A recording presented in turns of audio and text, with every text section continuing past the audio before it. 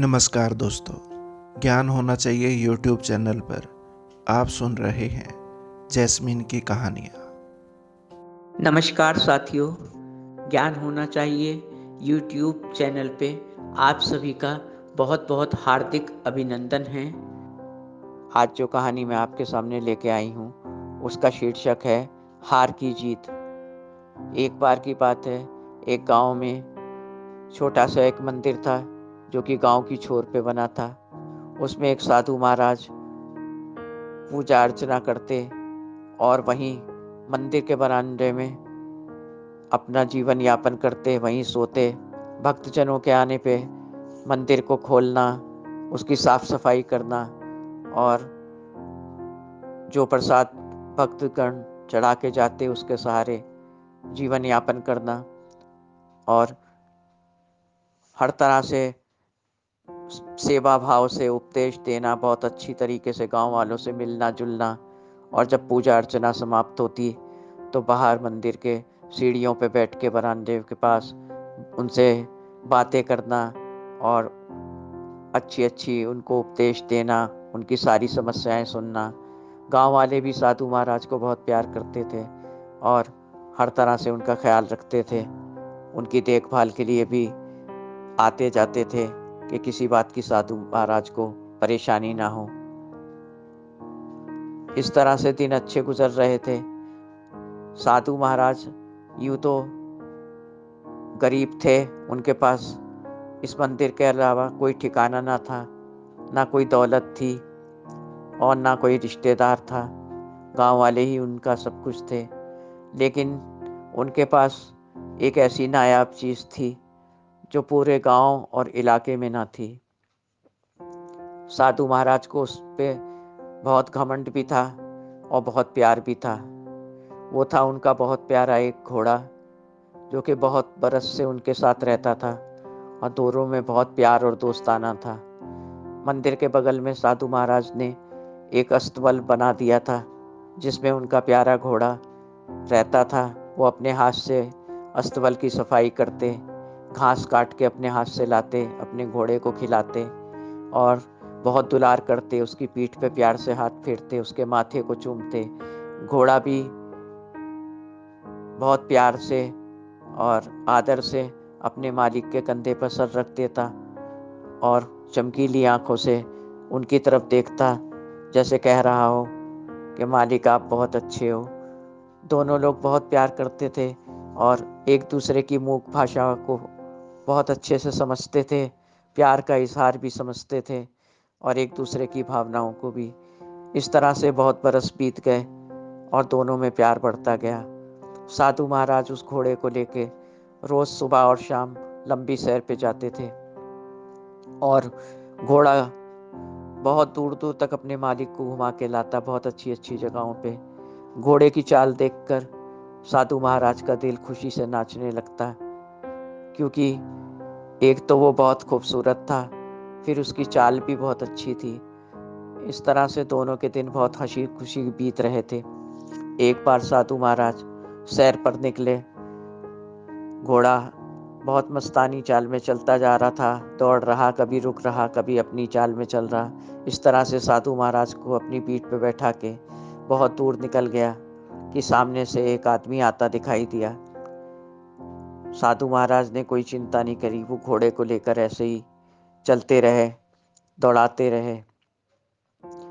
जब वो आदमी पास में आया, उस आदमी ने ध्यान से देखा कि एक खूबसूरत घोड़ा है और साधु महाराज को वो पहचान गया कि ये मंदिर का पुजारी है। वो कोई और ना था, वो एक डाकू था जो इलाके का बहुत मशहूर डाकू था और बहुत बेरहम और बेदर्द डाकू था। किसी के ऊपर दया न खाता और सबका धन लूट ले जाता, बेरहमी से पिटाई करता। इस तरह से बहुत कुख्यात डाकू था, वो पूरे इलाके में मशहूर था। उसने घोड़े को देखा तो उसकी नीयत खराब हो गई। उसने सोचा, इतना खूबसूरत घोड़ा इस साधु के पास क्यों? इसे तो पूजा अर्चना करना चाहिए मंदिर में, भगवान की भक्ति करनी चाहिए। मैं पैदल घूम के इतनी दूर दूर डकैती डालता हूँ, मुखबरी भी करनी पड़ती है, तमाम काम हैं जो मेरे डकैती से संबंधित हैं, सब मुझे उसी पे संपन्न करना पड़ता है। पैदल और हाथ पैर में तकलीफ भी होती है। कभी माल ज़्यादा मिलता है तो अपनी पीठ पे लादना पड़ता है। दोस्तों, ज्ञान होना चाहिए यूट्यूब चैनल पर आप सुन रहे हैं जैस्मिन की कहानी, उन्हीं की जुबानी। और ये घोड़ा तो मेरे पास होना चाहिए। स्वस्थ घोड़ा है, सुंदर भी है, और ये हर हाल में मैं इसको हासिल करके रहूँगा। उसने बड़ी हसरत से घोड़े को देखा। साधु महाराज उसको पहचान ना पाए, क्योंकि जब भी डकैत वहाँ आता तो भेष बदल के, साफा बांध के अपने मुंह पे या कुछ इस तरीके से आता कि साधु महाराज को उस समय उसके ऊपर ज़रा सा भी शक ना हुआ कि एक बहुत बड़ा डकैत मेरे पास से निकल गया। अभी इरादे भी ना भाप पाए, ना उसके चेहरे के एक्सप्रेशन को देख पाए। वो बेफिक्री से घोड़े के साथ दूर निकल गए और फिर वापस ले जाके घोड़े को अस्तबल में बांध दिया। शाम का समय था, उसको चारा दिया और बहुत प्यार से उसके ऊपर हाथ फेरा। सब व्यवस्था करने के बाद मंदिर के बरामदे में आके लेट गए और रात में धीरे धीरे दोनों लोग सो गए। इधर डाकू जब से उस घोड़े को देखा था तब से उसके चैन न था। बेचैनी से यही सोचता रहता कि किस तरह से वो घोड़ा प्राप्त किया जाए। रात दिन उसे घोड़े की छवि अपनी आंखों में दिखाई देती, जहन में दिखाई देती। उसकी खूबसूरती को वो भूल नहीं पा रहा था। उसकी चाल को देख के वो भी लट्टू हो गया था और घोड़े की हर बात उसको इतनी पसंद थी कि इतना लंबा चौड़ा बड़ा सा घोड़ा वाकई इस इलाके में ना था और ना कहीं आसपास के गांव में। विचलित था उसका मन, उसको कोई चीज़ में मन नहीं लग रहा था। ना उसने अभी कोई डकैती डाली थी जब से उस घोड़े को देखा था। पूरे समय यही प्लानिंग बनाता कि किस तरह से वो घोड़ा प्राप्त किया जाए। एक दिन की बात है कि उसने सोचा कि इस तरह मैं सोचूंगा तो सोचता रह जाऊंगा। मैं क्या सोच रहा हूँ, आज तक तो कोई बात सोची नहीं। बस जिस चीज़ पे दिल आया तुरंत मैंने रात में उठा लाया। आज रात को मैं हर हाल में वो घोड़ा ले आऊंगा। रात आने का इंतजार होने लगा। जब रात गहराई तो जुगनू चमकने लगे। दूर कहीं से किसी किसी जानवर की बोलने की, चीखने की आवाज़ आ जाती। कहीं कहीं चिड़ियाँ अचानक पंख फड़फड़ाने लगती। और जिस पहर में वो डकैती डालने निकलता था उस पहर में वो उठ खड़ा हुआ और मंदिर की तरफ चल दिया। धीरे धीरे वो पैदल चलता हुआ मंदिर की तरफ निकल गया। मंदिर बहुत दूर था, लेकिन उसने वो दूरी तय कर ली क्योंकि घोड़ा और उसकी छवि उसकी आंखों में थी। हर हाल में आज घोड़ा लाना था। वो चलता जा रहा था, धीरे धीरे अस्तबल के पास पहुंचा और सांस लेने के लिए एक मोखला बना था घोड़े के। उसी मोखले से झांका तो उसमें हलचल दिखाई दी जो कि घोड़े की थी। उसने बलपूर्वक अस्तबल के दरवाजे को खोला और अंदर प्रवेश किया। घोड़े ने अजनबी को देखा धुंधलके में तो समझ गया ये मेरा मालिक नहीं। वो बहुत जोर से हिनहिनाया ताकि मालिक आ जाए, किसी तरह उसके इरादे को समझ ले कि क्या वो चाहता है। लेकिन मालिक बहुत गहरी नींद में था और मंदिर थोड़ी दूर पे था, तो आवाज़ वहां तक न पहुंची, न मालिक जागा। डाकू ने खूंटे से उसको खोला और लेकर अस्तबल के बाहर आ गया। बाहर आते ही वो उसकी पीठ पे सवार हुआ और बड़ी शान से उसको हकाता हुआ तेज तेज चाल से दौड़ाता हुआ अपने गंतव्य की तरफ आ गया और जंगल में प्रवेश करके अपनी गुफा के पास लाकर उसको बांध दिया। घोड़ा बहुत विचलित था, बेचैन था और ना घास खा रहा था, ना उसका किसी बात में मन लग रहा था। बस अपने मालिक को याद कर रहा था और अपने अस्तबल को याद कर रहा था। मालिक के प्यार मोहब्बत को याद करके उसकी आंखों से आंसू बह रहे थे। लेकिन वो बेरहम डाकू, उसको किसी बात की परवाह ना थी। वो बेदर्दी से उसको वहां ले आया उसकी मर्जी के खिलाफ, और वो मूक जानवर बेचारा चुपचाप खड़ा था, बेबसी के आंसू बहा रहा था। उधर साधु महाराज जब सवेरे नींद से जाके, उनका सबसे पहला यही काम था कि वो अपने प्यारे घोड़े को सबसे पहले देखते थे अस्तबल में जाके, फिर वो अपनी दिनचर्या शुरू करते। लेकिन आज उठे और जैसे ही वो अस्तबल के दरवाजे तक पहुंचे तो क्या देखते हैं, दूर से ही दिखाई दे गया कि अस्तबल का दरवाजा खुला है। दोस्तों, ज्ञान होना चाहिए यूट्यूब चैनल पर आप सुन रहे हैं जैस्मिन की कहानी, उन्हीं की जुबानी। उन्होंने सोचा इतने बरस बीत गए हैं, मेरे घोड़े ने कभी ऐसी हिमाकत ना की, खूंटा छुड़ा के और किसी तरह दरवाजा खोल लेता और बाहर निकल जाता। अभी कभी उसने ऐसा न किया था। इसलिए अनजाने डर से, भय से उनका हृदय कांपने लगा। वो दौड़ते हुए अस्तबल की तरफ गए और उन्होंने अंदर जाके देखा तो घोड़ा गायब था, सन्नाटा पड़ा था। वो घबरा गए कि मेरे घोड़े का क्या हुआ। वो अस्तबल के बाहर आए, दौड़ के इधर उधर देखने लगे, मंदिर के पीछे गए, सामने देखा, मैदान में देखा, जहां जहां संभावना थी वहां देखा। आवाज थी लेकिन घोड़े की कोई सदा ना आई वापिस, क्योंकि वो वहां मौजूद ना था। वो रोने लगे, बिलखने लगे। धीरे धीरे भक्तगण जब आए तो उनकी हालत देखी तो पूरी बात पता चली कि घोड़ा गायब है। ढूंढाई हुई गांव में, कहीं घोड़े का नाम निशान नहीं, और गांव वाले इस तरीके के लोग थे भी नहीं। गरीब थे पर किसी की चीज पर ईमान खराब करना उनकी आदत ना थी। जो कुछ उनके पास था उसी में उनको सब्र था, और सब एक दूसरे से बहुत प्यार मोहब्बत से रहते थे। किसी के दिल में ऐसे ख्याल नहीं आते थे। वो समझ गए कि किसी बाहरी आदमी का काम है। और साधु महाराज का मन ना लगता था, न खाने में, न पीने में, न भक्ति में, न बंदगी में।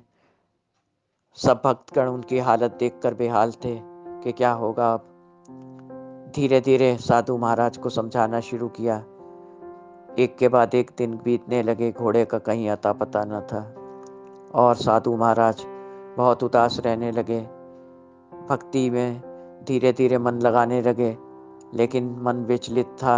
बात बात पे घोड़े की याद आती थी, क्योंकि उन लोग का हर बात का एक समय तय था, सुबह और शाम घूमने का।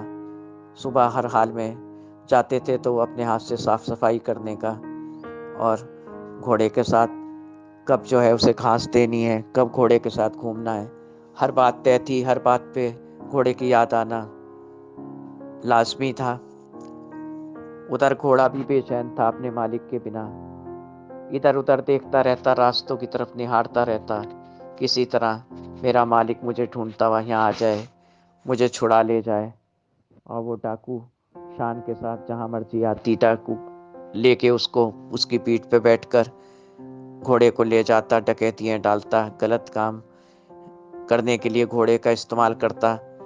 घोड़े को ये सब बहुत बुरा लगता कि वो लोगों को भी सताता है, और दिल का इतना खराब आदमी है, किसी के ऊपर रहम नहीं करता। गलत आदमी के हाथ वो पड़ गया था, लेकिन मजबूरी थी, करता तो करता क्या, बेचारा जानवर ही तो था। इस तरीके से किसी की संवेदनाओं को डाकू समझता नहीं था, और उसको अपने काम से मतलब था और लालच से मतलब था। बहुत लोभी डाकू था। धीरे धीरे साधु महाराज बहुत बेचैन रहने लगे और भगवान के आगे माथे को टेक के बस एक प्रार्थना करते कि मेरा घोड़ा भगवान जहाँ कहीं भी है उसको सलामत रखना, खुश रखना, और उसको कोई दिक्कत ना हो। जिस भी आदमी के प्यास है वो मेरा घोड़ा भगवान उसके हृदय को मोहब्बत से भर देना उसके प्रति। मेरा घोड़ा बहुत सीधा है, बहुत अच्छा है, और उसको किसी तरह का कष्ट ना हो। और अगर भगवान तुझे मंजूर हो तो मेरी प्रार्थना को सुन ले, मेरे घोड़े से मुझे मिला दे।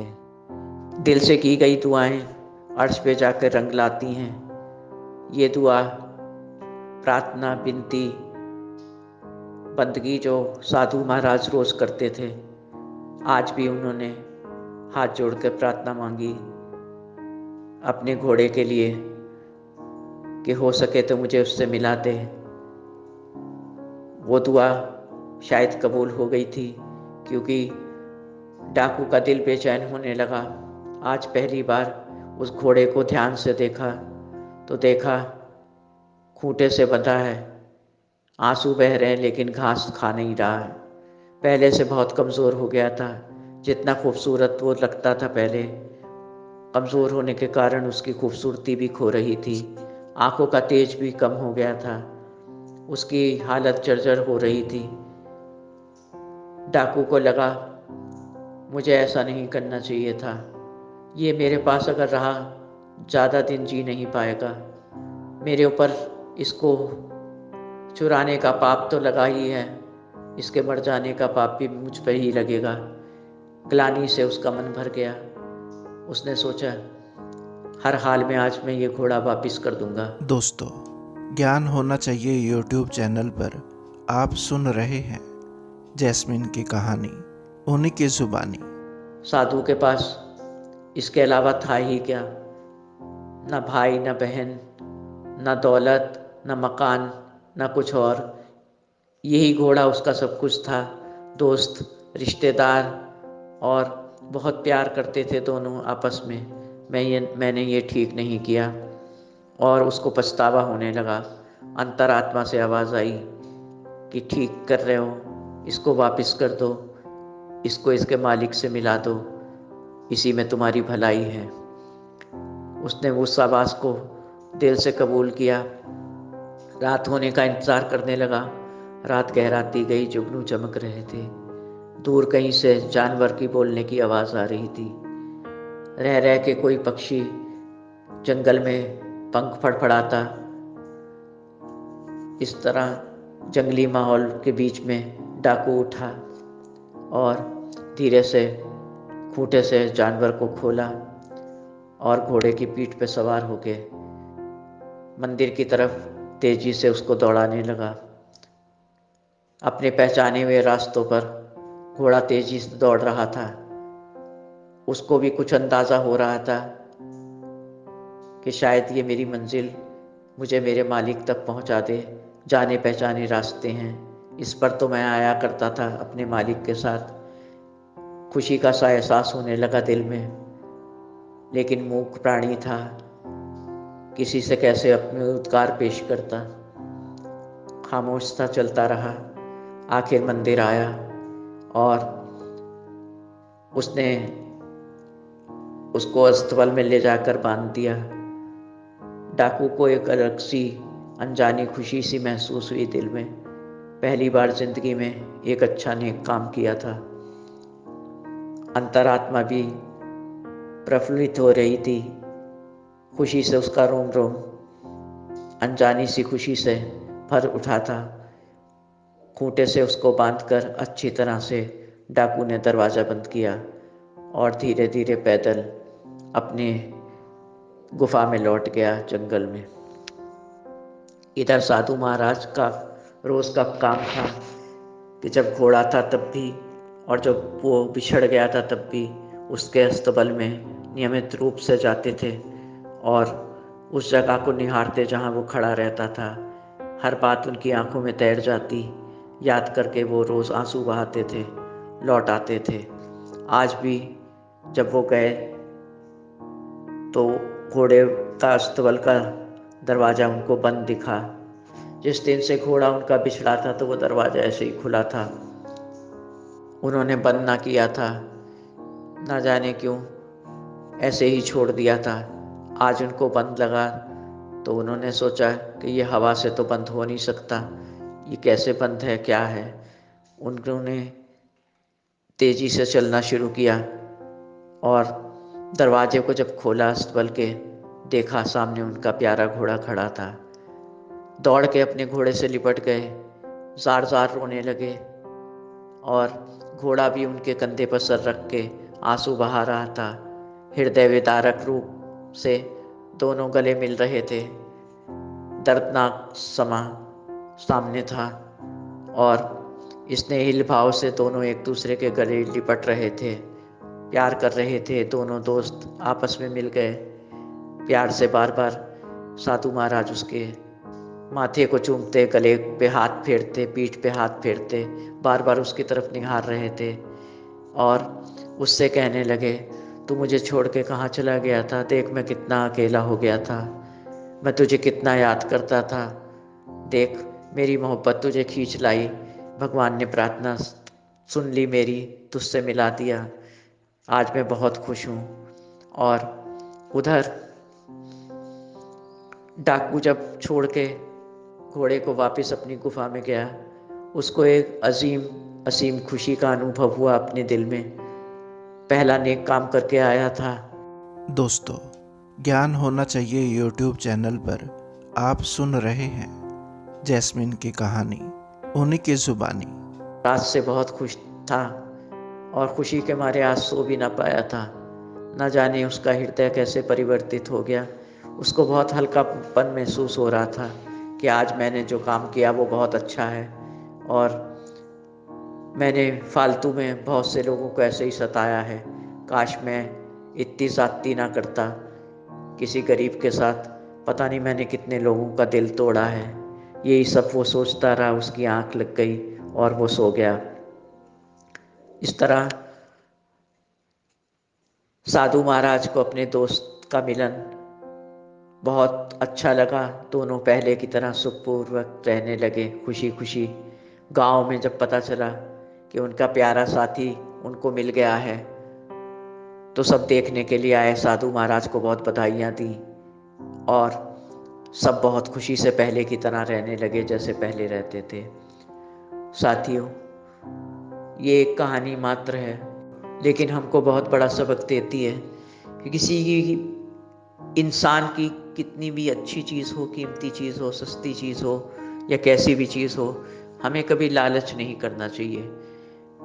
अगर हमको वो चीज़ अच्छी लगी है और हमें कुछ सोचना ही है तो हमें अपने दिमाग में ये सोचना है कि हमको अपने दम पे, अपने पैसे से, अपने ताकत से, अपनी मेहनत से पैसे कमा के इसको खुद हासिल करना है, ना कि गलत इरादों से छीनना, किसी से चोरी करना किसी की चीज़ पे, और लालच करना, लोभ करना, दिल में गलत ख्याल आना, ये सब गलत बात है।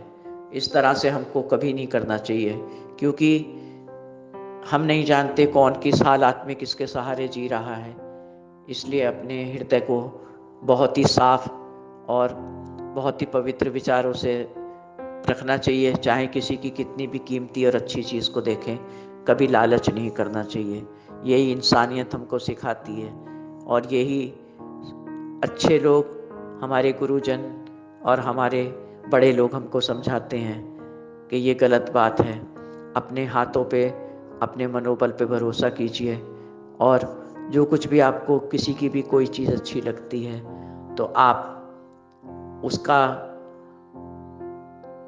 चीज़ की तारीफ करिए, उसकी कल्पना करिए कि आपके पास अगर होनी चाहिए तो किस तरह आनी है।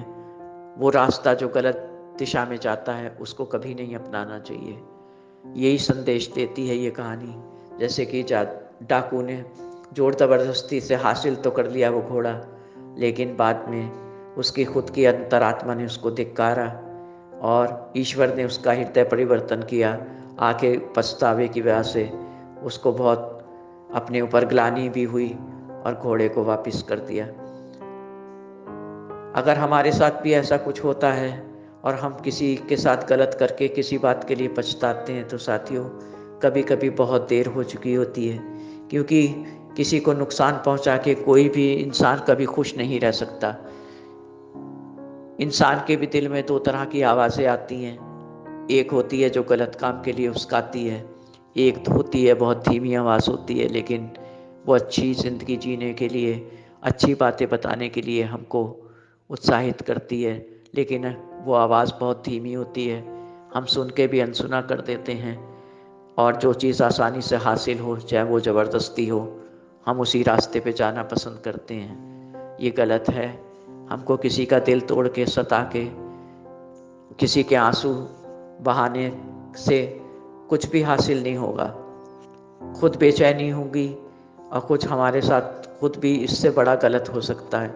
इसलिए समय रहते अपने दिल को मजबूत रखें, किसी की चीज़ पे ईमान ना खराब करें और जो भी चीज़ आपको हासिल करनी है खुद अपने बल पे और अपनी मेहनत से, अपने विवेक से और अपनी ताकत से, अपने पैसों से और अपने साधन से उसे हासिल करें।